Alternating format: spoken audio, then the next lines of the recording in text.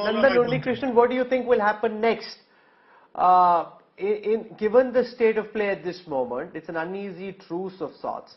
Will Wagner actually now sit out? Will Prigozhin actually now sit out the rest of the battle?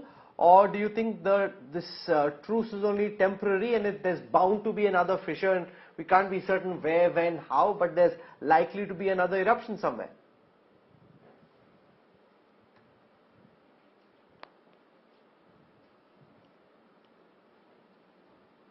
You're on mute, Nandan. Unmute yourself. I'm so sorry. First, let me address mute. Just unmute yourself, please. Yeah, I've unmuted myself.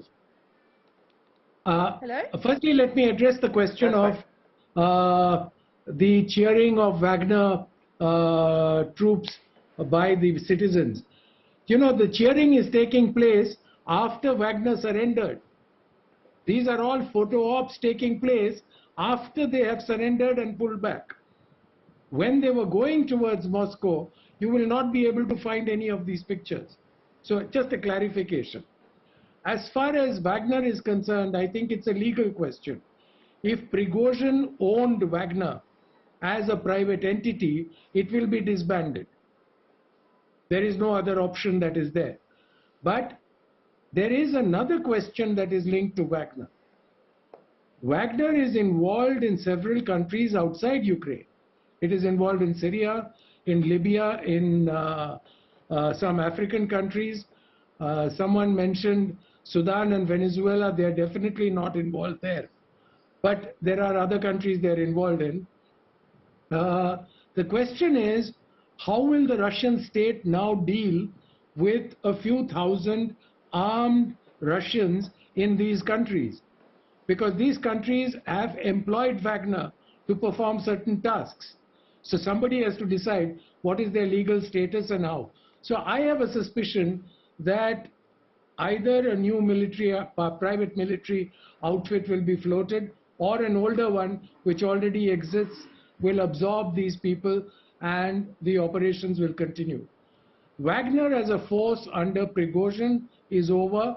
It probably won't be participating in the Ukraine war any further, except those who get their contracts renewed by the Defense Ministry. Those members of Wagner will be fighting in the war in Ukraine. Will there be another insurrection? I doubt it. You know, this is the problem with this one, Rahul. We cannot call it an insurrection or a coup. You know, as the Russian journalist pointed out, nowhere has Prigozhin said that he is anti-Putin. In fact, on the contrary, he has said during Saturday that he is willing to lay his life down for Putin. So, you know, it doesn't make sense what happened.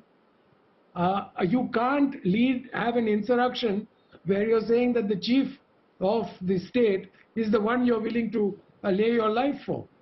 So, you know, there are a lot of unanswered questions, and if you will give me a minute, I basically think that Mr. Prigozhin went over the edge because his company was under threat, and his business was becoming quite difficult, and he was trying to attract the attention of the Russian state, of President Putin.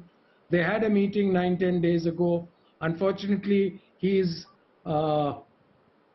queries were not addressed in a manner that he would have liked to see, despite the fact that both sides they had productive meetings. And so he just went over the edge. I mean, I don't want to use stronger words, because the actions that Prigozhin indulged in on Saturday are not rational. They don't make any sense.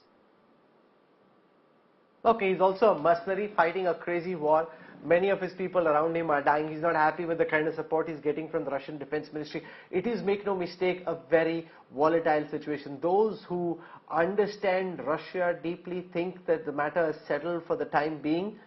But strange things have happened in world politics, and whether or not this matter stays settled is something we will track. But you've heard from the experts from Moscow, from India, who seem to think that for the moment Putin is in charge. I want to thank all our guests for joining us. This story had the whole world on edge because it has consequences